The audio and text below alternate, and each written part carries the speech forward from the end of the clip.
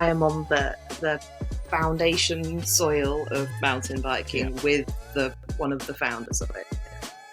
And then he takes us on a tour on our bikes around Fairfax and Marin, and he shows us the garage where him and Joe Breeze and Gary Fisher were making the first mountain bikes, when they came up with the name mountain biking. And then we go for lunch, and there's Otis Guy in the car park, and Otis Guy's son serves us lunch in a bar that's half bicycle shop, half restaurant. And then it keeps going. We go to the pub, and there's Jackie Phelan's there, and she's really excited because she's just found some celery in a dumpster.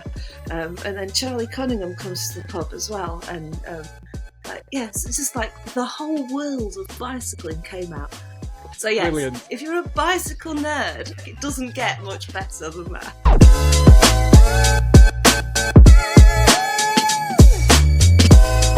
Welcome back to another episode of Rides to Success, the podcast that takes you on a learning journey to a more productive, creative, and active life through the power of the bike. I'm your host, Pedro Lopez. You can find me on LinkedIn under my own name.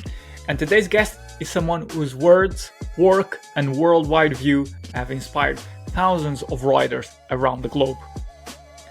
Joining us is Hannah Dobson, managing editor at Singletrack magazine, an advocate for the power of the bike, and a storyteller who brings a fresh and thoughtful voice to the cycling world. In this episode, we talk about the joy of being outside, why nature connection matters, how a life-changing career shift led her to mountain bike media, and why representation and community are still critical conversations in the cycling industry. We also hear about an amazing story of a once-in-a-lifetime adventure and how she met her second husband. So this episode is full of honesty, humor, and powerful reflections that will make you see bikes and life a little differently. Welcome, Hannah, to Ride to Success. It's a pleasure to have you on the podcast. Thank you for having me. Brilliant. I wanted to start this conversation by referencing you, by reading something that you wrote. And I think it will help to contextualize our conversation. And it also, when I read this, it really made me stop in my tracks and, appreciate the fact that riding bikes brings some immense joy to me and to many other people listening to this episode. And so the quote goes like this: "In this world of smoke and mirrors, mountain biking, however advanced it becomes and wherever you choose to ride, remains real. Get out there and feel what it is to be alive." So when I read that, it's like, well, this is a beautiful piece of writing. And I think these really, can inspire people to get out on their bikes and ride more and appreciate the nature around them. And I'm interested to start this conversation by asking you, what makes you feel alive? Oh, crikey. Well, I think just being outside generally.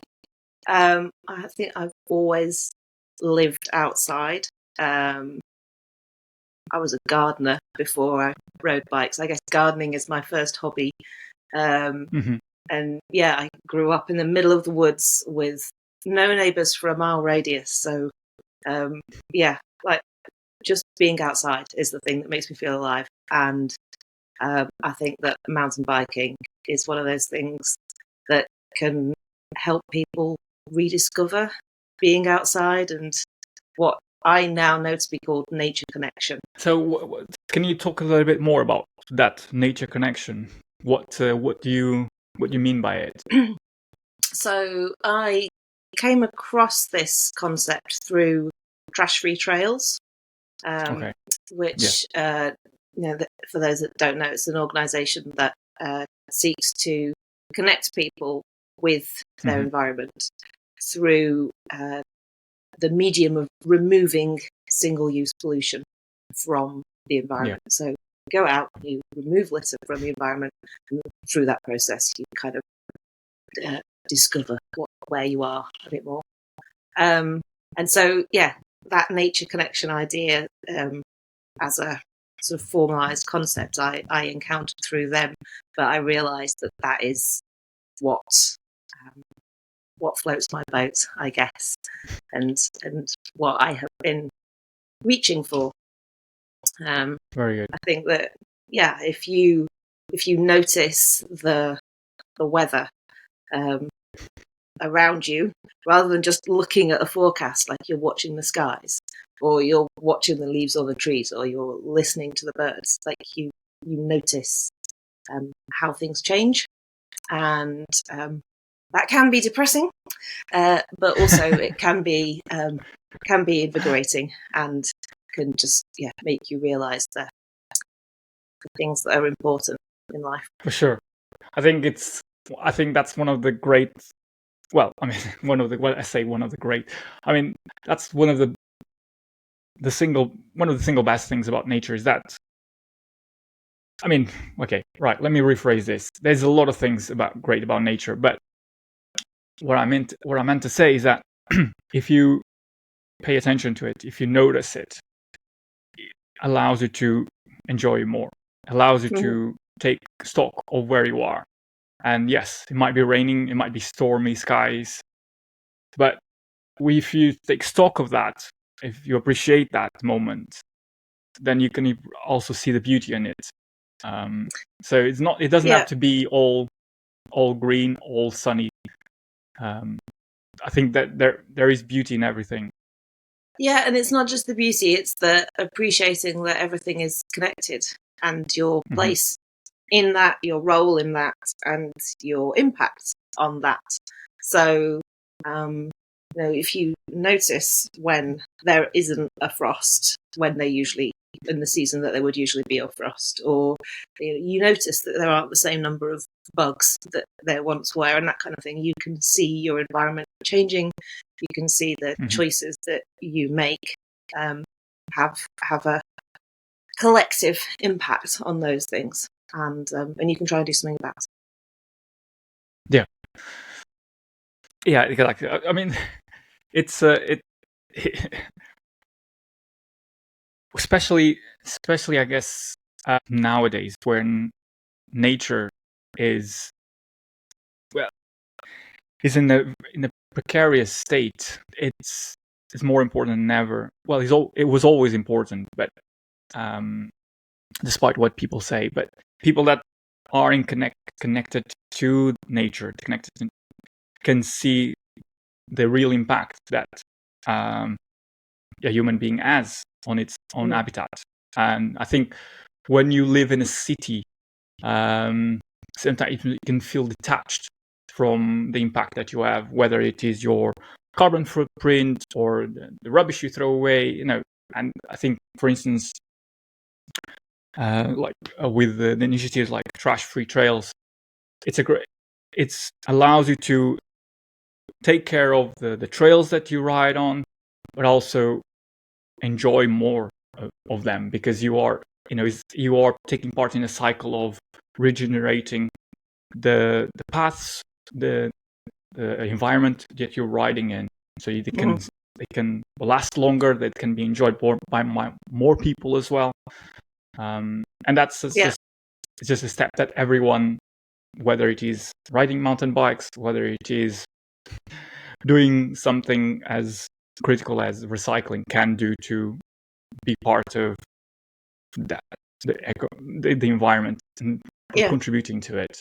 I think it's really healthy in a way to see your place in the world, as a thing that exists on this earth, rather than necessarily as defining yourself by your career or the house that you own or the stuff that you buy, which in an increasingly urbanized world, we get in our cars, we go to work, we sit in an office, that kind of thing, and so a lot of how we define ourselves and our place in the world is through stuff, and being outside and feeling like, okay, I am a thing that lives in this place, is a way of disconnecting from one definition of self and finding your place in the world in a different way, without wishing to sound totally woo and hippie about it all. I mean, I don't think it comes across as like that. I think it's just the crux of it is people caring about the environment we live in. Mhm. That's it. It boils down to that. You care about the environment you live in, and I think that's as simple as you can put it. And then you can live consciously within it as well. I mean, I'm not going to pretend that I weave my own yogurt and live in a yurt. I do not, and I fly internationally, and I have bikes that are toys and that kind of thing. I drive a van that's diesel. No, I'm not. I'm not some kind of puritanical environmentalist at all. But I do think that just being aware that it is an issue and that you make choices is a step, a really important step in looking after your environment, but also looking after yourself. And as I said, sort of defining yourself in a different way. Yeah. So, you mentioned bikes, and that you were getting nervous. Or like, where is this going? No, I finally mentioned bikes. I talk about them very little. No, you mentioned that you try to never say no to anything on a bike, and in this really kind of sets you up for this brilliantly for this question, because what is the wildest or most unexpected cycling adventure you have ever had? So the wildest day, I think, only had a small amount of bike riding actually in it, but it was all about bikes. And any half-hour slice of this day would have been enough to think, oh my God, how did that happen to me? And yet the half hours just kept going all through the day. So what happened was I had arranged to go and see Charlie Kelly, who's like the godfather of mountain biking, and the Marin Museum of Bicycling. So he'd been in the valley where I live a few years before, and I'd taken him out for a ride, and we'd stayed in touch. So this was the return trip. And he absolutely surpassed himself with laying on this incredible, mind-blowing bicycling day. So the first thing we do is me and my husband would turn up at the Marin Museum of Bicycling, and we put our bikes in the back of Charlie's ancient truck, and he drives us up to the top of Repack, and we ride down Repack. So that's like the first downhill mountain bike race. And that is surprisingly technical for effectively a fire road. And I was trying not to steer off the corners and into all the prickles. Like everything on the side of the trail is made to give you punctures, and there's water ruts everywhere. And we get to the bottom, and Charlie's just cruising behind me, and he's like 70 something. And he's like, I didn't know you were trying to go fast. I was like, I wasn't trying to go fast. I was just trying not to die. So there's half an hour that was just mind blowing. Like I am on the foundation soil of mountain biking with one of the founders of it. And then he takes us on a tour on our bikes around Fairfax and Marin, and he shows us the garage where him and Joe Breeze and Gary Fisher were making the first mountain bikes, when they came up with the name mountain biking. And so he gives us this personal tour around this beautiful little town, and then he takes us back to the museum, and our minds are already blown at this point. We're slightly in meltdown, but then Joe Breeze and his wife are there, and Wendy Cragg's there, and everyone's there to give us a private tour of the museum and show us all the bikes. And Wendy Cragg is showing me the photographs that she took of the first days of mountain biking. Wow. One of them's made chocolate brownies for us. We're wandering around this museum with all the history of all the bicycles in the world. Joe Breeze knows I think, more than anybody in the world about bicycles and historical bicycles. And he's talking us through them all. And Charlie's talking us through the stories, like, of the people behind. So Joe's all about the design and the tech and the function, and Charlie's all about the stories. And I'm like, okay, like, that was quite a morning. And then we go for lunch, and there's Otis Guy in the car park, and Otis Guy's son serves us lunch in a bar that's half bicycle shop, half restaurant. And then, like, it keeps going. We go to the pub, and there's Jackie Phelan's there, and she's really excited because she's just found some celery in a dumpster. And then Charlie Cunningham comes to the pub as well, and yes, it's just like the whole world of bicycling came out. And we went to Charlie Kelly's house for tea with his wife Mary, and we were just like shell shocked by the time we got there. But we had to kind of go, make our excuses and go home after that, because we just couldn't take any more day. Like, it was just incredible. So yes, brilliant. If you're a bicycle nerd, like, it doesn't get much better than that. Yes, you meet and spend time with all those legends. Oh, great. Exactly, like all the legends, and they were all just really nice people, and happy to share in the joy of bikes and the stories behind them and the people behind them and the tech behind them. There's so many different aspects to enjoy. Yeah. So that was pretty wild. I mean, that's brilliant. It's because it's everyone has a different way of sharing these stories and everyone is a unique story. And I think what I'm interested to kind of understand a bit more is how did this opportunity came about? Was it through your work at Singletrack? Kind of, but it was kind of just through people who know people who know people, and I think that's where bikes kind of comes along. So, like I said, Charlie Kelly had been in the Valley to promote his book, and so he was friends with Charlie Hobbs, who makes bum butter. And he was a friend of mine from just riding bikes and messing around, I guess. And Charlie Hobbs was like, "Oh, Charlie Kelly, you used to make a magazine, and Hannah now makes a magazine, and you two will get on, so you two should meet." And we did get on. You know, magazines haven't changed that much in all the years, in some ways. So it's that chain of people. It was sort of half free work, but not really. It's more just about people.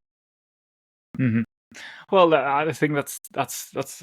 I mean, with the cycling world being a smaller world when compared to other sports, it kind of makes you more close knit community, and those connections, like those second, third connections, like is not too far apart.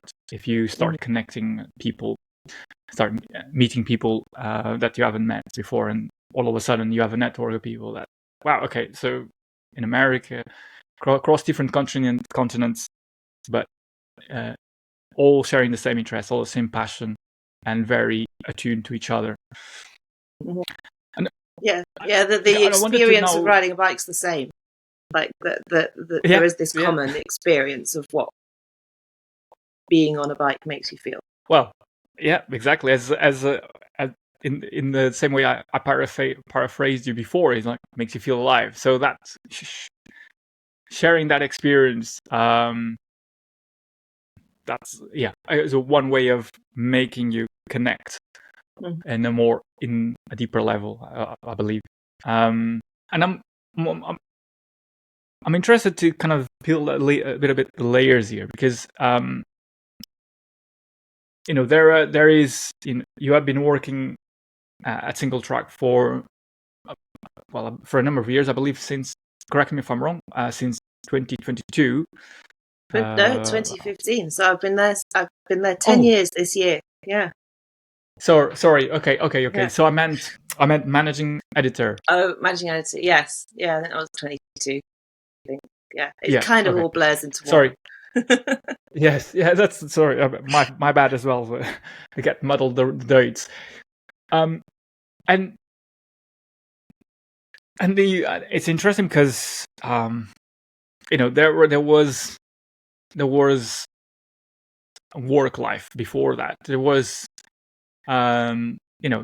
career choices that you made earlier on in your life that took you on, well, in between air quotes, a straighter path. But you eventually kind of steered into, as you put it, I think, in one of your newsletters, in more interesting things. Mm-hmm. So I'm kind of interested in figuring out what inspired you to make such a shift in your career. Because it's like that, I want to build a connection here between your interest in bikes, which has been lifelong, I believe, and kind of working now in the cycling industry since 2015. So it was an accident, I think, really. As things Well, are yes. accidents. So I'd been working in the public sector doing complex procurement, project management, PFI projects, so multi-million-pound infrastructure projects. And my eldest child was about to start school. And I was like, this is ridiculous. I leave the house at 7 a.m. I get back at 7 at night. I can't expect a 4-year-old to learn anything at school. They're just being ferried between childcare. So I quit work, and I didn't work for a couple of years. And in that time, I towed my kids around in a bike trailer because I didn't want to have 2 cars. And I did a lot of balance biking with my kids, and I volunteered at a bike recycling project locally. And there was a lot of bike stuff happening because the Tour de France was coming through the valley. It's when it started in the UK. It was that sort of peak of road cycling fever. I did a bunch of road cycling. I wasn't a mountain biker at that point. I was a trail runner. Okay. And so I was kind of in the cycling scene locally. And at that time, Twitter was still a force for good, and there was cycling Twitter, and I could be this parent at home with kids, but I could also connect with the bigger world of cycling. And it was when there was very little coverage of women cycling in the media. And so if you went to a race, you live tweeted the race that you watched and that kind of thing. So so I was into cycling as a sport and an activity for the first time, rather than just as transport. Like I'd always just ridden bikes as transport, really, until that point. And then I went back to work doing like local project management-y public sector stuff. I was a bit like, I didn't quit the really high paid job to do the same stuff locally for much less money. Like, this isn't the life change that I was kind of looking for, really. Right, okay. And then kind of tragedy struck, really. So Jen Hill was the deputy editor of Singletrack at that time. And she had terminal lung cancer. Craziest thing. Okay. Healthiest person in the world. Single speed record setter of the Tour Divide. And she had incurable lung cancer. And at the same time, my best friend in the world from university had also been diagnosed with terminal cancer, and he was dead within 4 months, he said, by the time I started at Singletrack. And so I met Beata, the editor's now wife, over coffee and cake to kind of cry about the situation. And she was like, oh, well, Jen is ill and they want somebody to organise to do the boring bit of her job so that she can spend the rest of her days doing adventures and riding bikes and writing about it. I could organise to do that. Yeah. And so, I ended up going to Singletrack to organise and to do the boring stuff. And sadly, Jen died shortly after I'd started. And so then I was the woman in the office who rode bikes, and at the time there was still women-specific bikes coming in to be tested and women's clothing. So I started reviewing those things. Mm-hmm. Here I am today. So it was very accidental. I did have some background in cycling. And I had started mountain biking in amongst all that as well. Basically, because road cycling was so miserable in the cold and the wet. I was like, I have had enough of this. Like, I might as well get cold and wet on the moors and wear waterproofs and go mountain biking. So, brilliant. I mean, I wanted to touch on something. I mean, first of all, I think it's the unfortunate reality. I just wanted to acknowledge that these kind of the way you described this unfortunate series of events led you to where you are now, and it is obviously very unfortunate that what happened. I think this seems to be, and correct me if I'm wrong, it seems to be kind of the accidental but also a silver lining on all of this is that through there's opportunities that arise from these, and I'm not trying to discredit, or not discredit is the wrong word, but is that sometimes these opportunities come up and you are presented with like a fork in the road, and you could go either way, and you chose to kind of to choose the interesting path, to take the opportunity by the hands and go for it, and the rest is history, as they say. I mean, I think that terrible things that happen like that do have a tendency to make you look around you and go, well, okay, what if there is no tomorrow, and what if all this saving is for a retirement that you never reach? Like it does tend to make you think, well, life is for living now, and not kind of burn it all down and don't think about the future at all, but kind of living for tomorrow feels very unsustainable in moments like that. And so my friend that died, he didn't really have like a bucket list of stuff. He didn't have time to go and do a bucket list. Like he discovered he was ill and he never came out of hospital.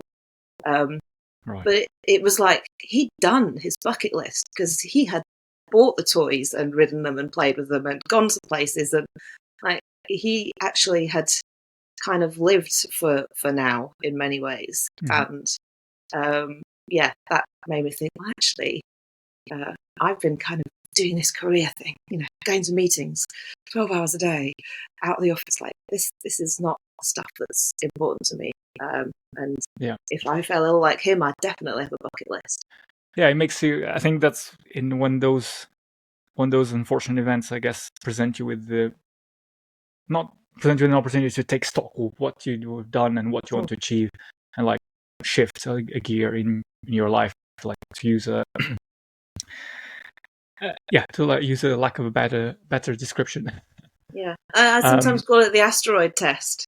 Like you get the disaster movie where it's like, there's an asteroid coming towards the Earth. We've all got a month left, and everybody like scrambles to get from one side of America to the other to rejoin their family and that kind of thing. It's like, what would I do if I knew I had a month left on Earth and we all had a month left? Like, who would I want to be with? How would I want to spend that time? Nobody's going to sit in an office on a Teams call. Like, that's not how humans were meant to spend their time. So, totally. It's hard to disagree with that. It's like just it is what it is. It's just you want to enjoy life to the fullest.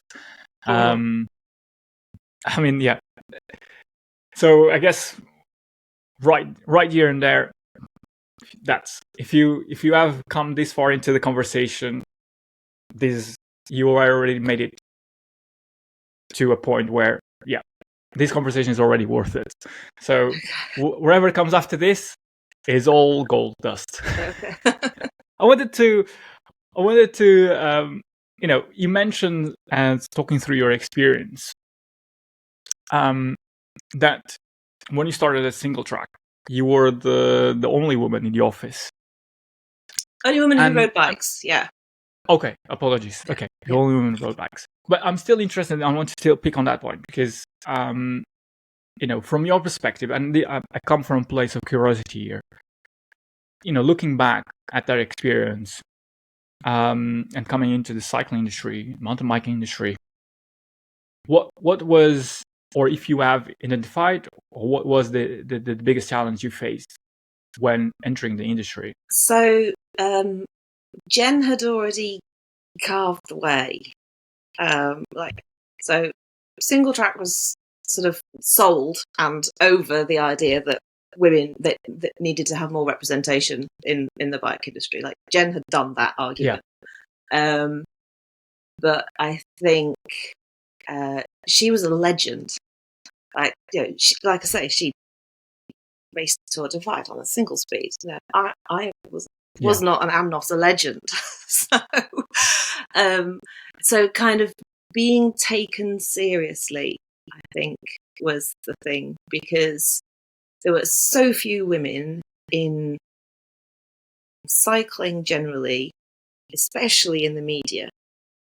And what there tended to be was a lot of guys who had always ridden mountain bikes in the area that I was in. So they'd grown up riding mountain bikes. They'd grown up reading mountain bike magazines. They were sort of steeped in this cycling history. And, I think I wasn't there, man. I was out in the countryside with no neighbours for a mile radius and certainly no magazines. So, I didn't even know mountain biking existed. And so I think convincing people that you had something useful to contribute when you didn't have all of that sort of historical knowledge and being kind of immersed in it, like sort of learning this as a portfolio almost. And that didn't seem alien to me, because I'd done portfolio work in public policy. So I moved from like mental health to transport to local government and dog fouling and prostitution tolerance zones. And you just go and learn about this stuff, and you'd learn loads, and suddenly you were an expert in that particular area. And I was like, well, you could just do that with bikes. What's the big deal? Of course, yeah. But yeah. And then, going on press trips, and, I'm not the strongest rider. I'm never going to be the strongest rider there. But that doesn't mean that I don't understand the tech or can't have questions about it. And it took a little bit of churning out a lot of content, a lot of words, a lot of interviews, and being the person that comes away from a press trip with way more output than the guys that have all sat around in the bar reminiscing. Doing a bit of that to prove yourself. Yeah, I think so. I mean, what I want, one of the things that stands out from that is that I think one of the strengths, and correct me if I'm wrong, because I don't want to put words in your mouth. This is me interpreting what you're saying, is that, coming as an outsider,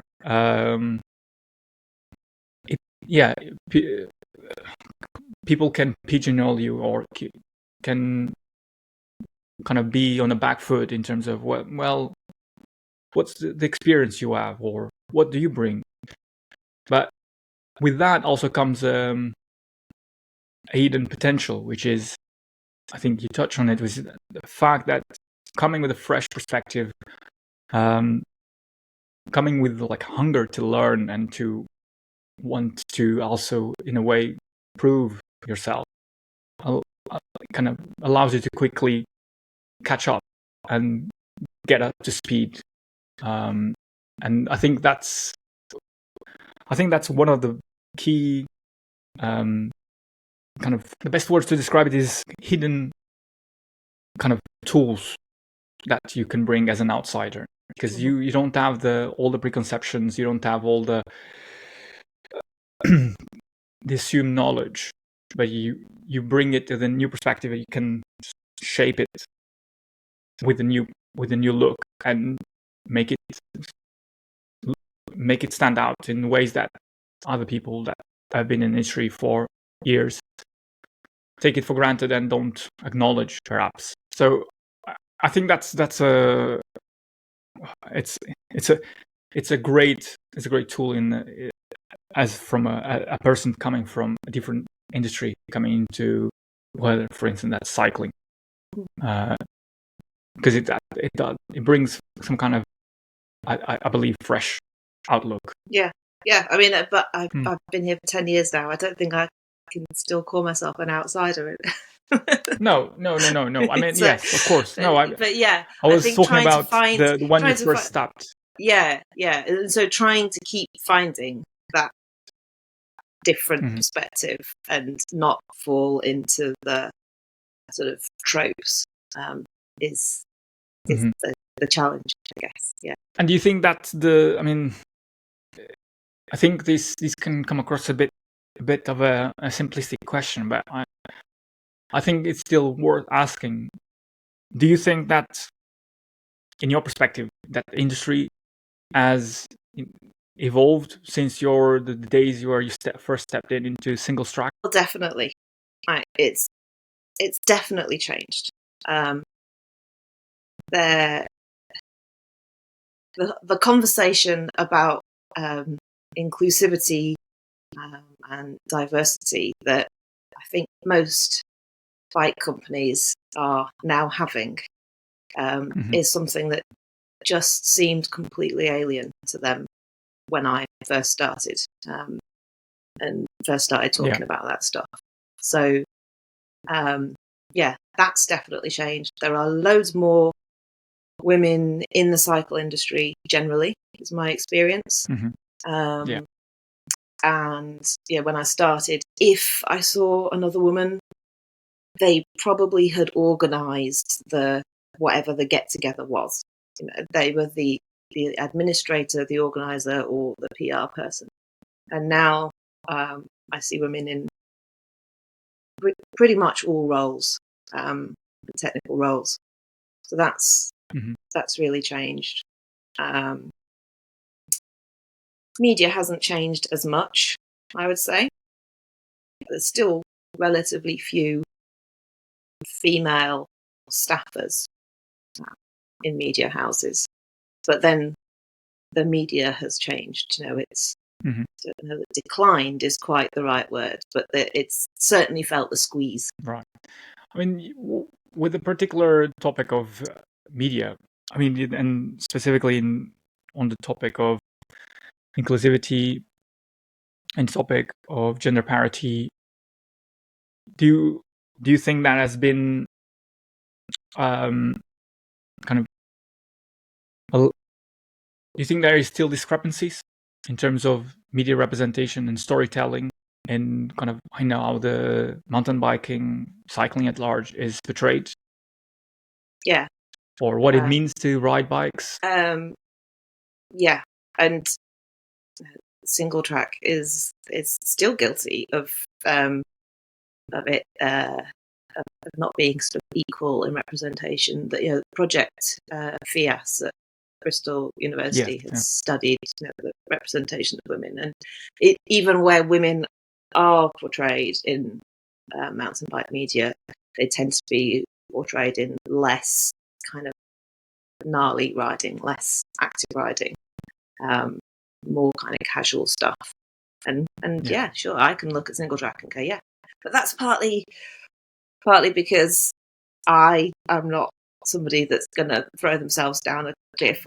So you're not going to get a picture of me looking steezy. And so, yeah, there's that sort of who you happen to have access to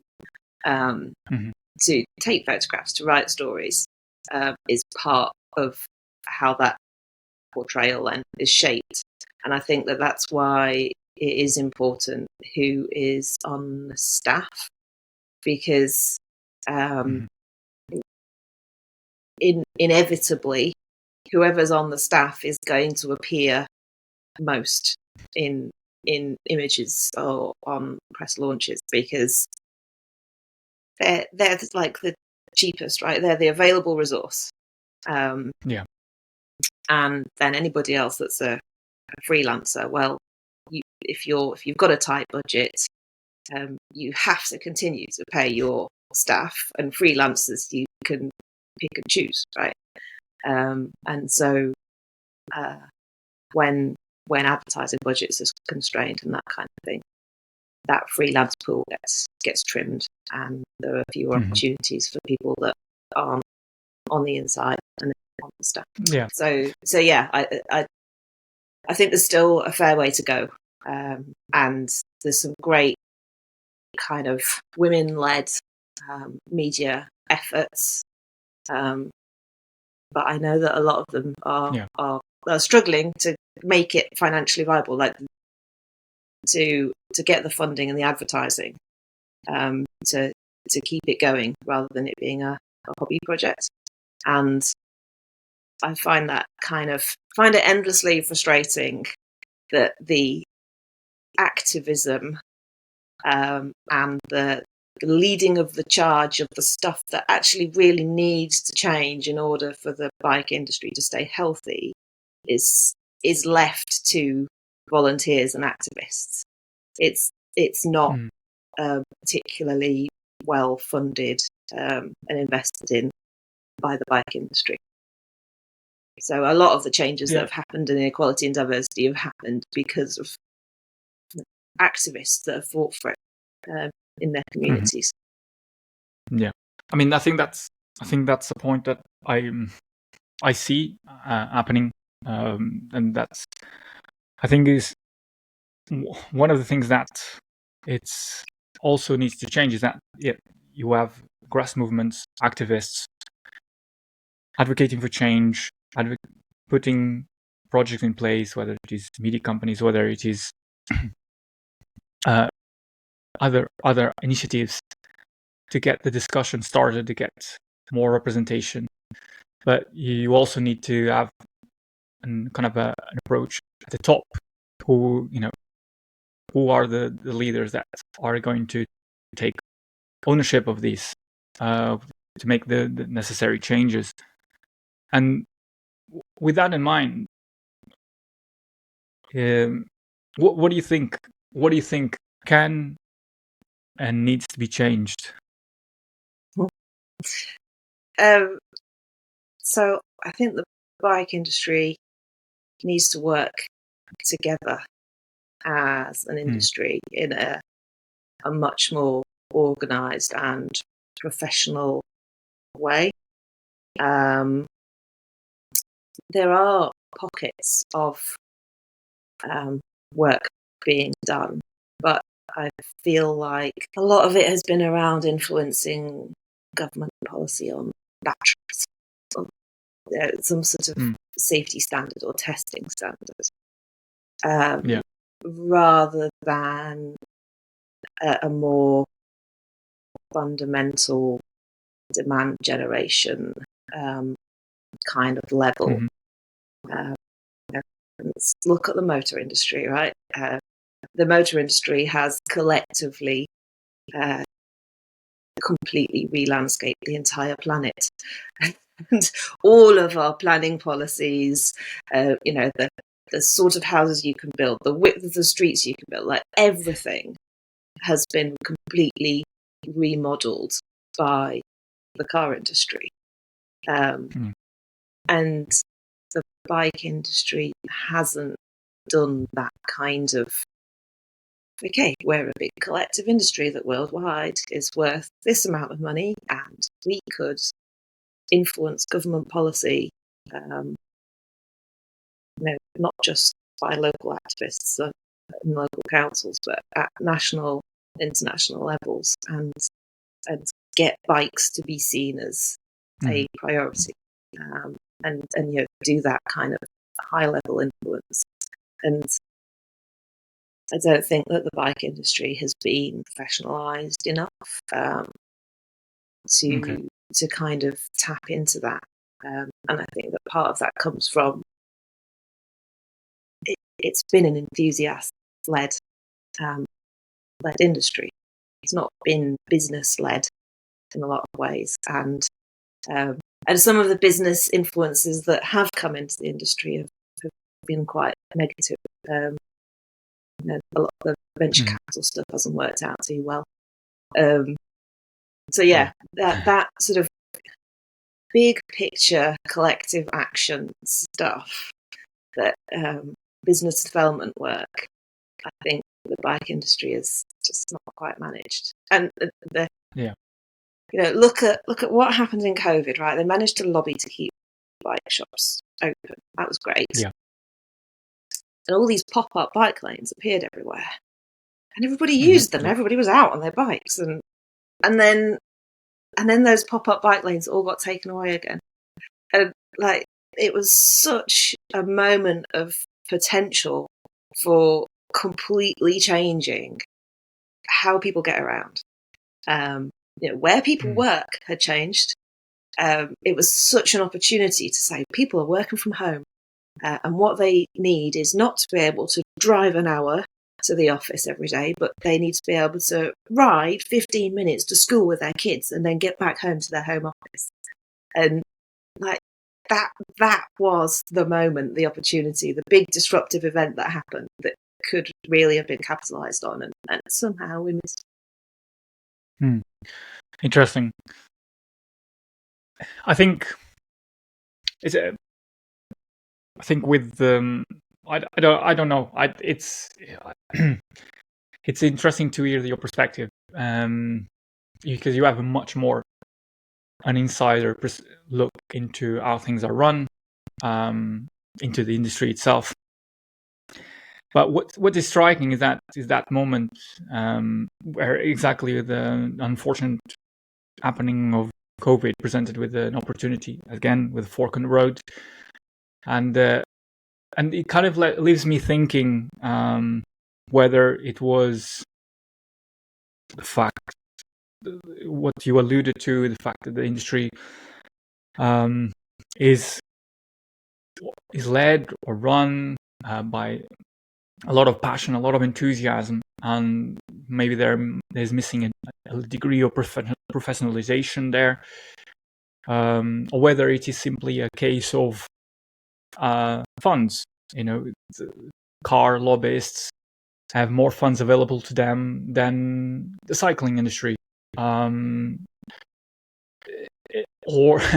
I mean, it's definitely a debate that we could have its own podcast, which I feel a bit underprepared to talk about it because I don't have that experience.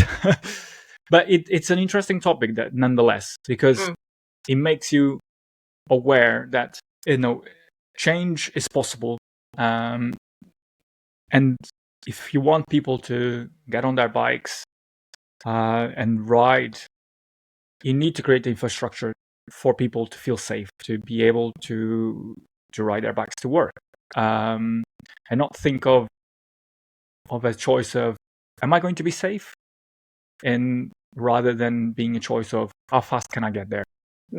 And I think that's from my perspective, that's a shift that needs to happen, because if you get a safe infrastructure for people to ride bikes, and rather than having to drive to a place to ride bikes, then it makes it easier for people to adopt it, to want to be riding bikes, to see it as a viable mode of transport, to see it as a viable mode of having fun.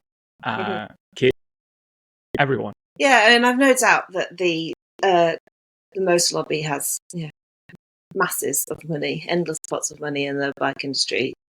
Doesn't. But at the same time, bikes should be an easy sell. Like, they're fun. Like, if you can get people to ride a bike, if they're not having fun, then you're doing it wrong. Like, you're showing them it wrong. And so the level of opposition that bike infrastructure faces, I think it's a symptom of the motor lobby and car motor normalisation. But yeah, bikes should be an easy sell, because this is all very serious discussion we're having, but bikes are fun. Bikes make you feel great. Whether you are mountain biking or you are riding to the shops or you've got your kid on the back and they're chatting away to you about, oh, look, there's a cow and a sheep and, what flavour are cats? Like, you don't get that in a car. And so bikes should be an easy sell. And I think, we have so many little niches of cycling, and the media tends to cover those little niches, whether it's family cycling, mountain biking, road cycling, whatever. And yeah, if we could kind of unite that common experience, well, it's all fun, and sell that to the people who have not yet discovered that. That shouldn't be as hard as what it seems to be. Well, yeah. Well, I guess that's a question that many people ask themselves or debate endlessly. But yet we still are having this discussion about why is it hard to sell bikes. So the problem still remains. And so okay, all right. Let's. I want to kind of tap in that a bit more. So you're right. I mean, we are having a serious discussion, but bikes are fun. We should be emphasizing that. So let me put this to you then. What needs to happen to change this perception, or that? I mean, for people like us, we know that cycling is fun. Riding bikes is fun. Kids, when they get their first bike, it transforms their world. They have a world of freedom. Basically, they can explore. They can get out of their parents' realm if they're allowed out. Yes, if they have somewhere safe that the parents will let them go, right? So yes. Well, if I guess let's. Yeah, that's very true. That's very true. Like chicken and egg kind of situation. But yeah, I think that if we could make pump tracks or trails on your doorstep as ubiquitous as swing sets and slides in the park, then that would be a great place to start, because kids want to ride bikes. Parents want their kids to be worn out and tired, right? Parents take their kids to parks because then they're so much easier to handle when you get them home. So yeah, I know. Okay, so and if there's a park that's got some sort of bike thing in it, like a pump track or a little mini mountain bike trail, then you're going to let your kid ride around it.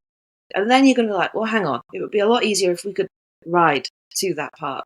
And so I'd like a safe route to get to that park. And then when your kid's a bit older, you're like, I'd like them to have a safe route so they can go to the park by themselves from my house. And so from having something that is fun, that meets all ages, because pump tracks in particular, you can design them so that they're fun from on a scooter, on a balance bike, right through to being Danny McCaskill.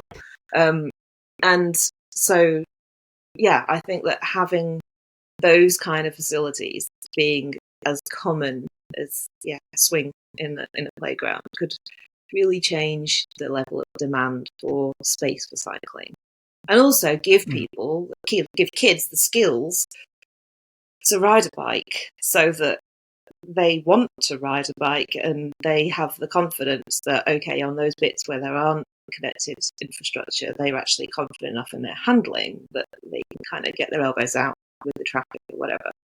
They're not wobbling around.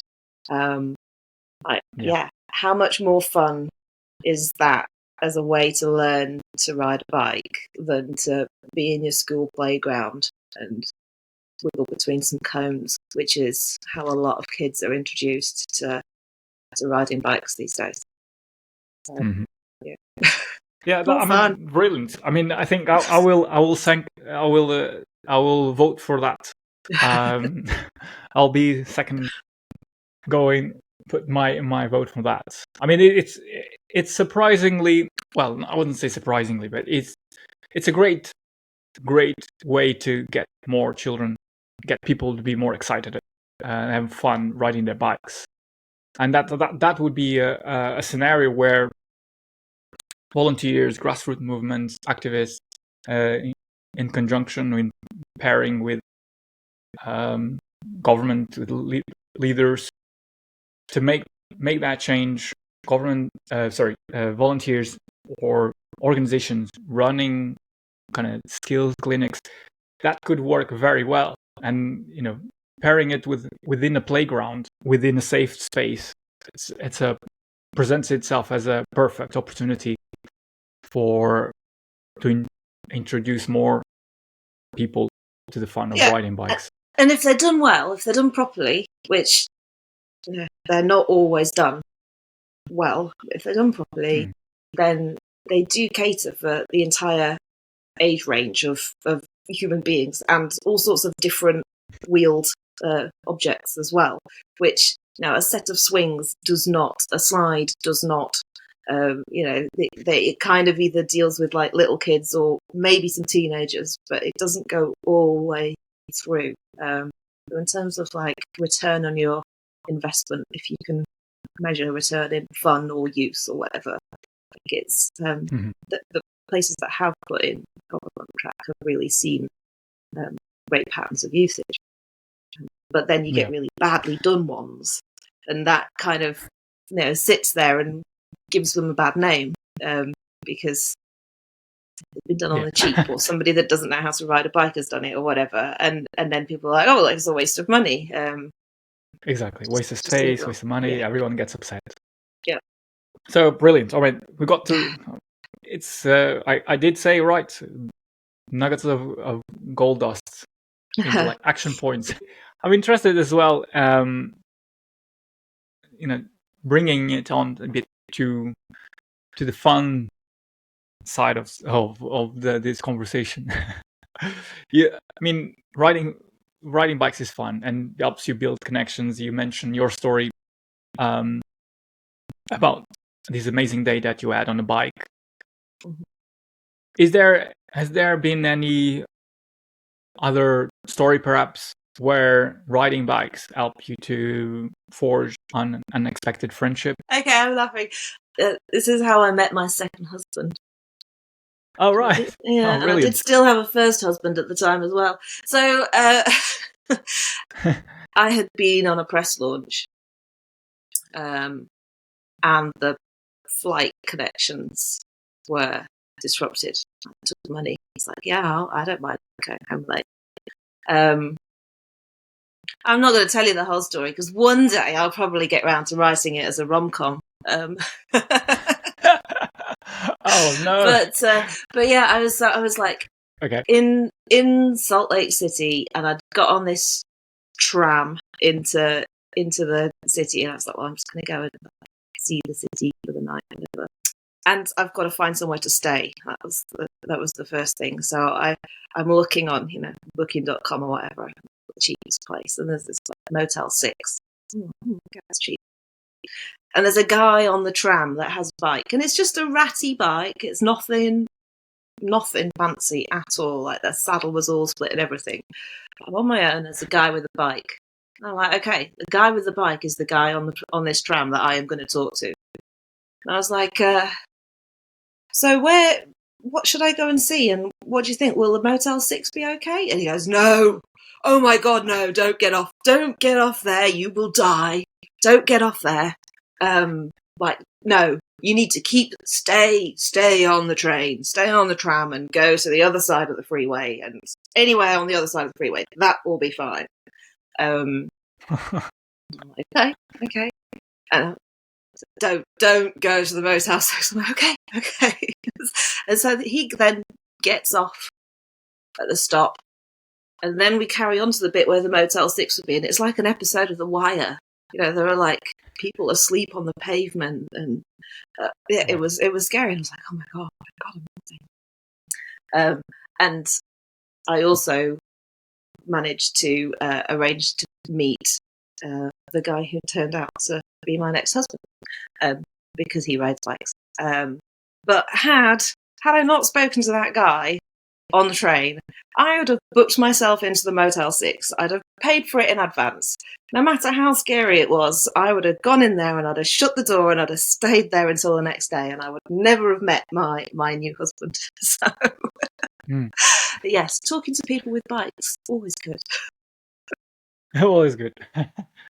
Well, if anything else, there is already the shared interest. So yeah, a brilliant icebreaker. Yeah. Great story.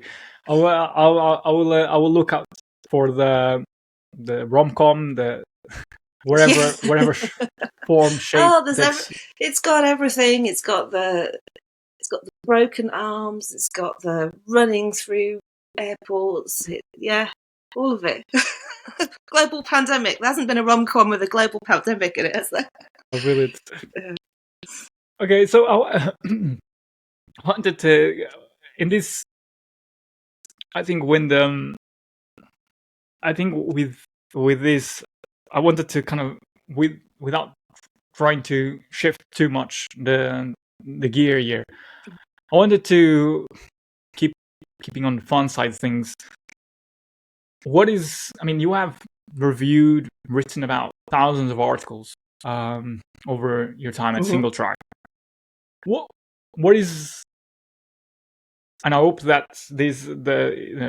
your reply is as honest as possible.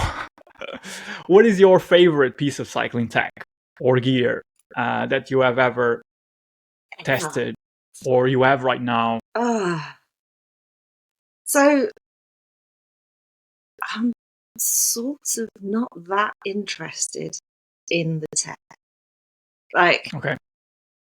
I recognise it has its uses, right? And there is stuff that is great and makes bike riding better, and I'm really lucky that I get to use all this stuff, and a lot of it's high-end stuff that I would never in a million years otherwise have tried.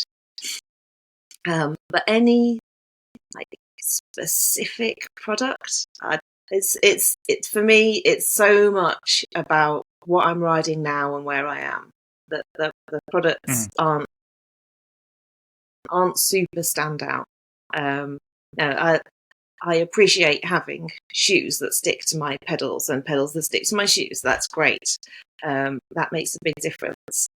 I'm a big fan of a pair of waterproof dungarees.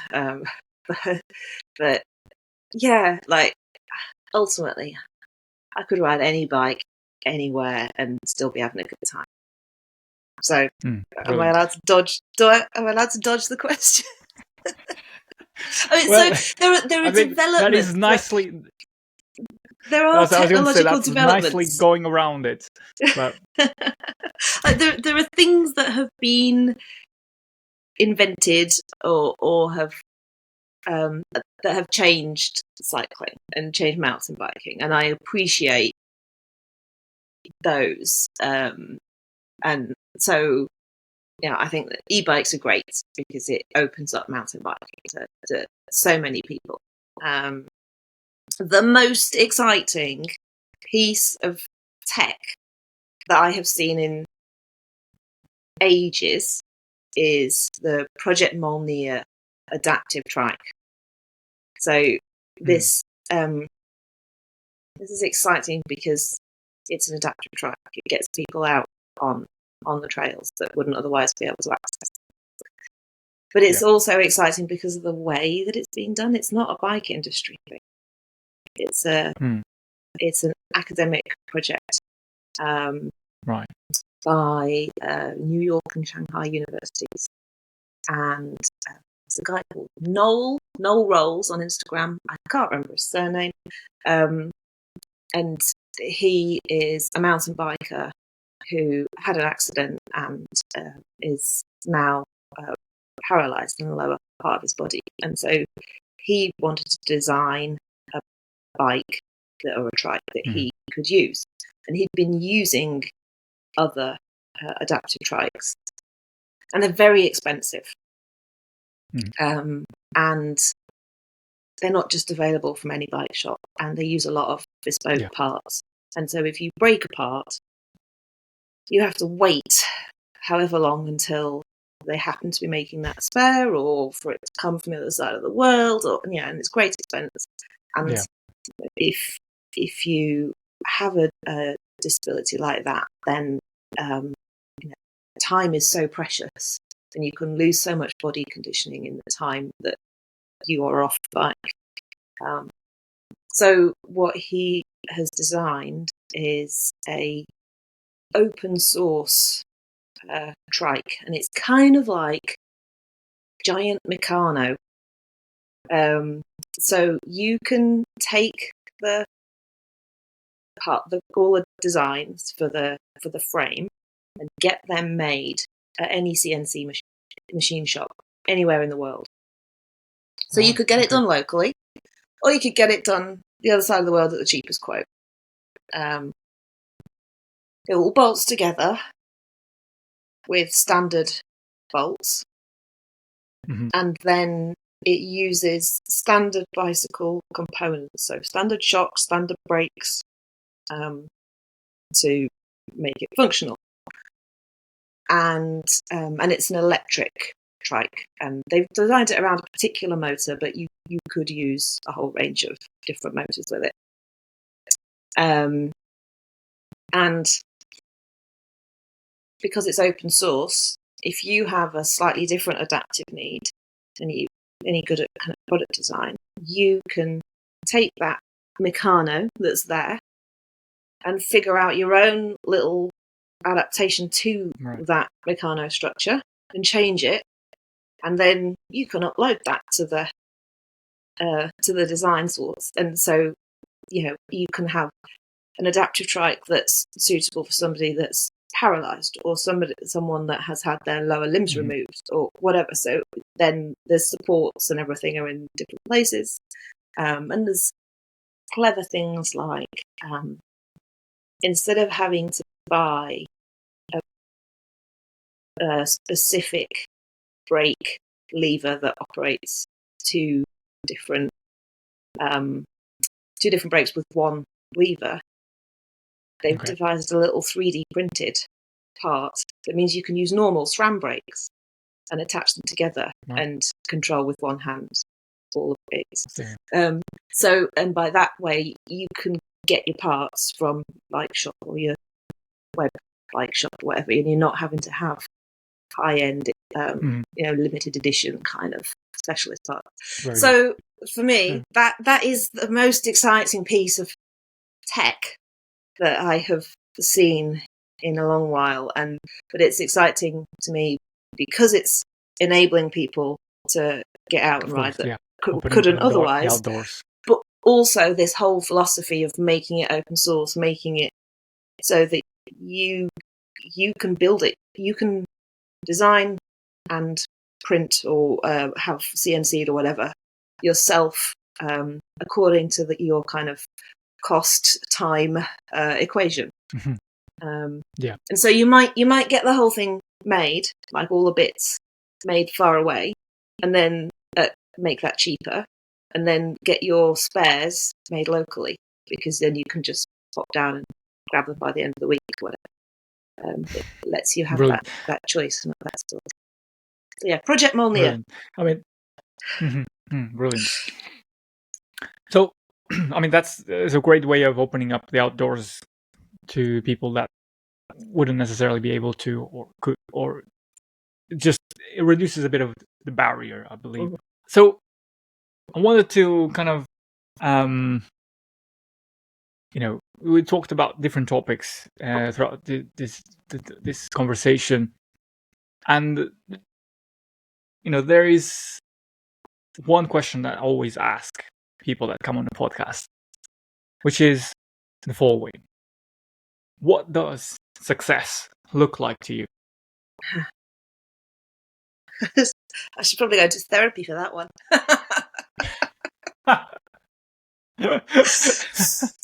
I think feeling like you've made a difference, like somehow you've made a change for the better, and whether that's to someone's outlook on a day or to the infrastructure for however many years ahead.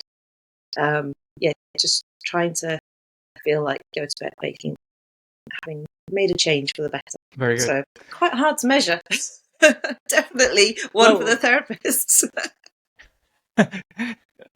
I mean, I think it's success is, it takes many shapes and forms. It's very personal, and I think what you said is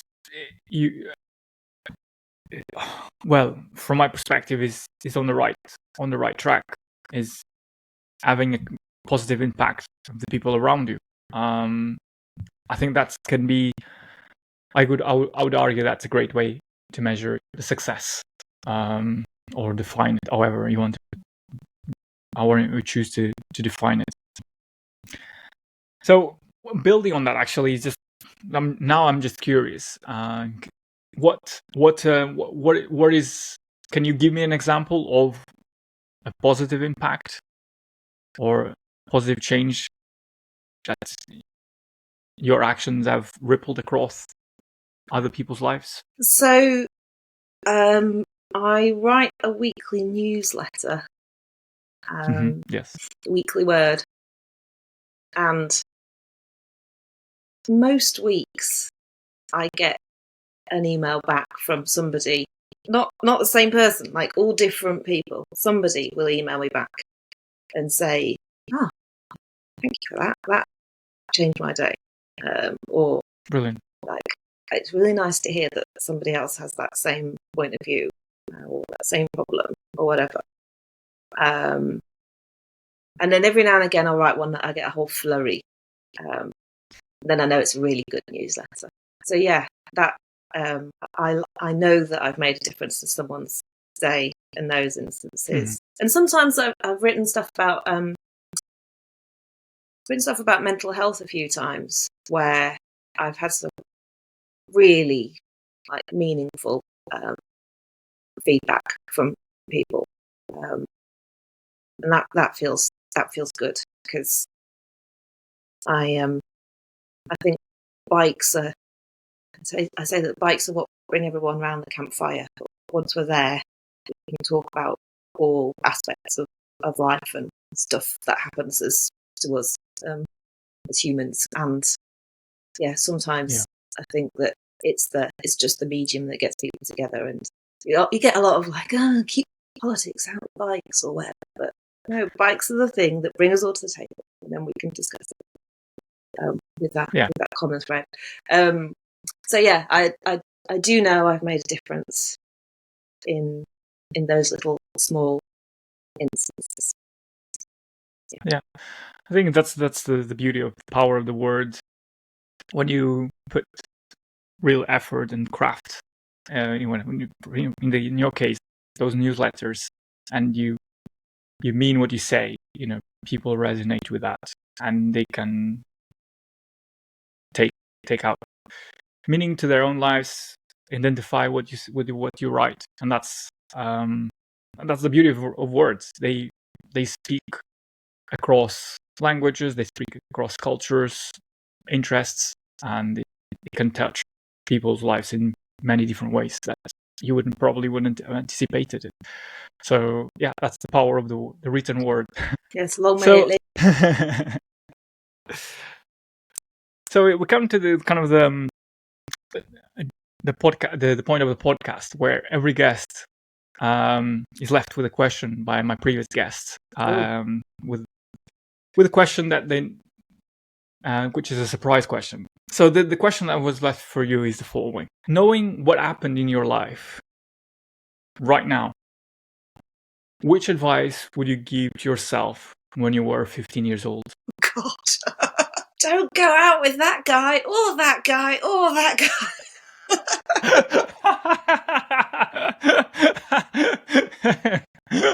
Brilliant. You have bad taste in men. Yeah. Oh God. No, I think I would say stay freaky. Very good. Yeah. Stay freaky. Very good. I think that, I guess that's boils down to the uniqueness that you bring, the personality, your whole being is without trying to conform to what other people expect of you. So brilliant. Thanks for sharing that. So I guess that leaves now to pass to you the baton, if you will. What question would you like to leave to my next guest?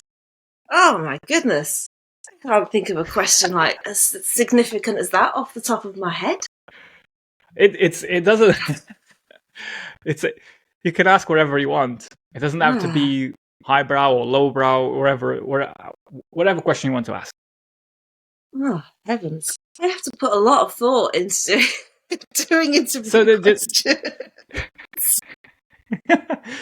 Well, that's all we have time, so it's I'm going to steal. I'm going to steal a question off. Okay. My husband. Right. He has a kind of stock question, which is, what makes a good pair of socks? So there you go. I'll steal that one from him and pass it on to your next victim. Oh, brilliant! This is the beauty of these questions, because they close the conversation in sometimes in such an unpredictable way, and it kind of really puts you on, really. Oh, okay. Well, I'm not expecting this. And it's a great way to start a conversation. If you want to take it to a group ride, say, oh, well, I was asked this question. Like, it was such a random question or interesting question, however it was. Is this a question that you stole it from your husband? Is this a question that gets asked around a lot in his group of friends?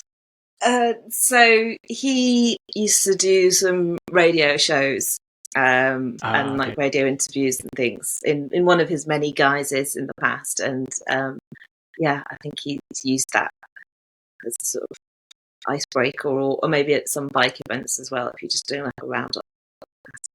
He thinks everyone has an opinion on socks. Brilliant. I think I've taken a lot from this conversation. I mentioned several times throughout the conversation that there's a lot of important things to take away from this.